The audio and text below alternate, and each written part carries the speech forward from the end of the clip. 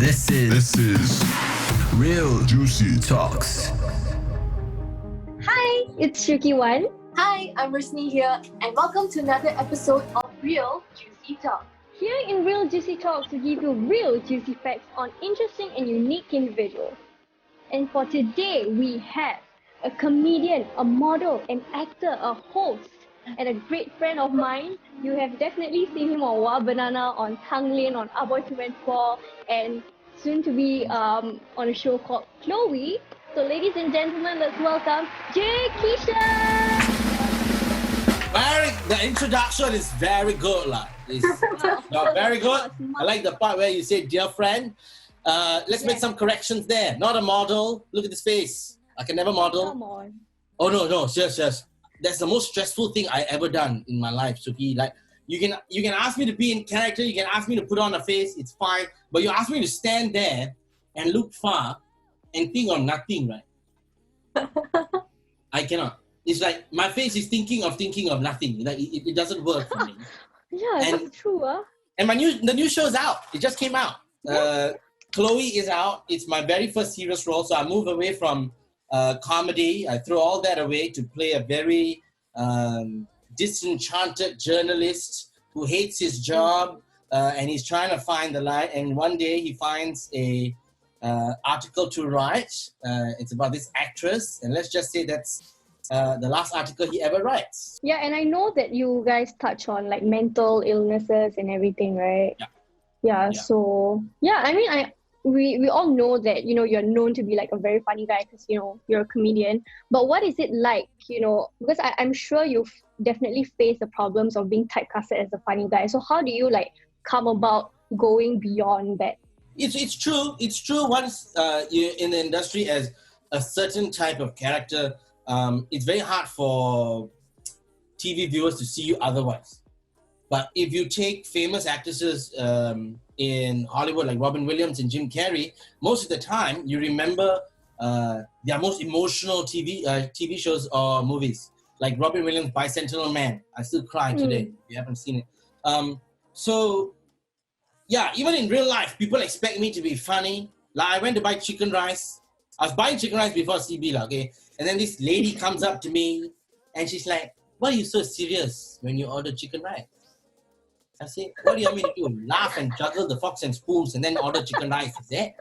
She's like, "No, be laugh and smile. I'm just buying chicken rice. What do you want?"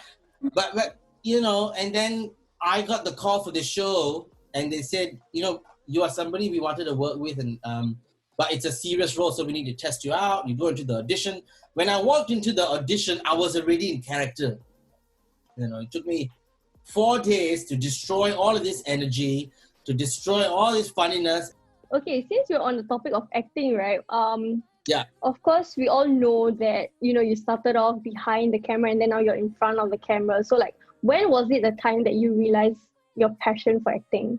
I knew I wanted to act at the age of 16, right?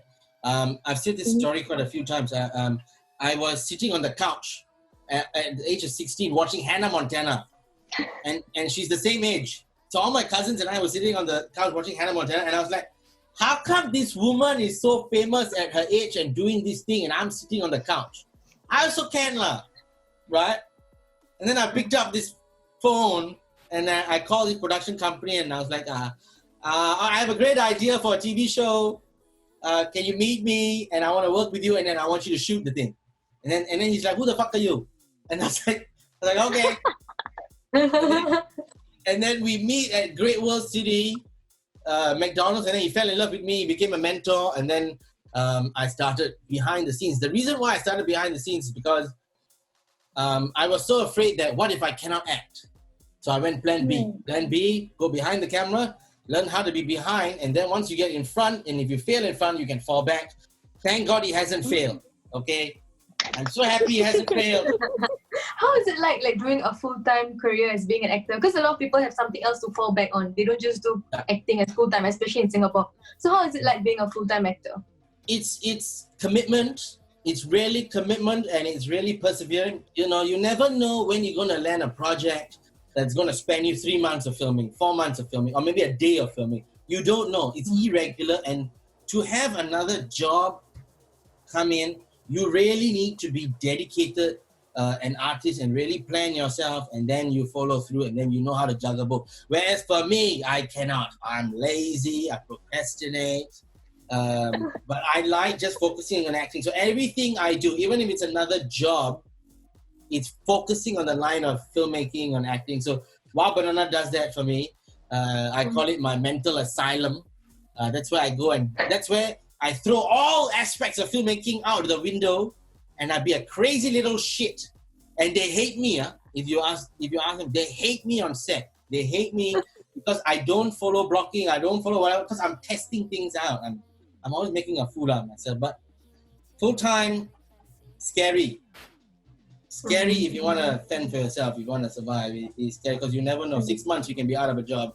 And then what do? Do you fall back on your savings? So there's one question that I really want to know. Because I know you don't like cockroaches, right? I hate them! Don't even mention them! What the hell? If you ever have to act with a whole lot of cockroaches, like you know how Ron Weasley was surrounded by spiders in Harry Potter?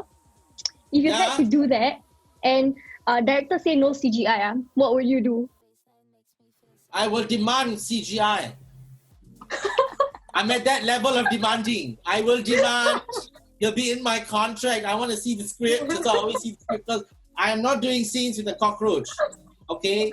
They are filthy animals. They don't even get me started on cockroach. Okay? It's a childhood phobia. I had them all over me. And thank God. I don't even throw rubbish at home, Suki. Okay? I don't throw rubbish at home. Okay? I live on the 3rd floor. And the rubbish chute on the 3rd floor has cockroaches, and they come out once in a while. Oh, no. So my mother is the designator. She throws the rubbish. I don't do all that. Right? Yeah. Call me a diva, call me whatever you want. Okay, second last question from me. How do you feel about being in the A Boys to Men franchise? It's one of the biggest series of Singapore. But of course, the main aspect of the show were the boys.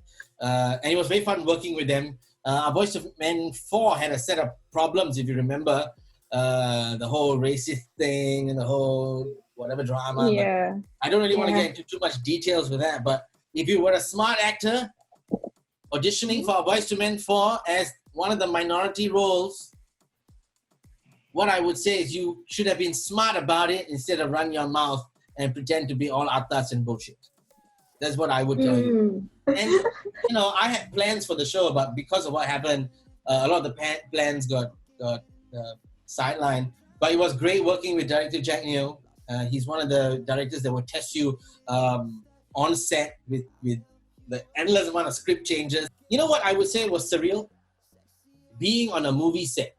That was surreal. Like, it's your first movie and you're on a set and you see the big lights, you see the camera, and you're seeing, you're working on a huge budget, and that feeling was fantastic. And to be part of that, I was very grateful. Yeah, you can catch Wow Banana. You can catch my new show, Khloe, is on MeWatch. You can get me on Instagram at my full name, Jai Kishan. Good luck spelling that out. Have Indian friends. I hope you do. Then you can spell it out. That's it for today's podcast. Thank you so much, Kishan, for joining us on this wonderful day. And thank you to our listeners for tuning in. Don't forget to follow us on Real Juicy Talks. And don't forget to hit the subscribe button. Thank you so much. Stay juicy. Bye. Real Juicy, the bag of sausages.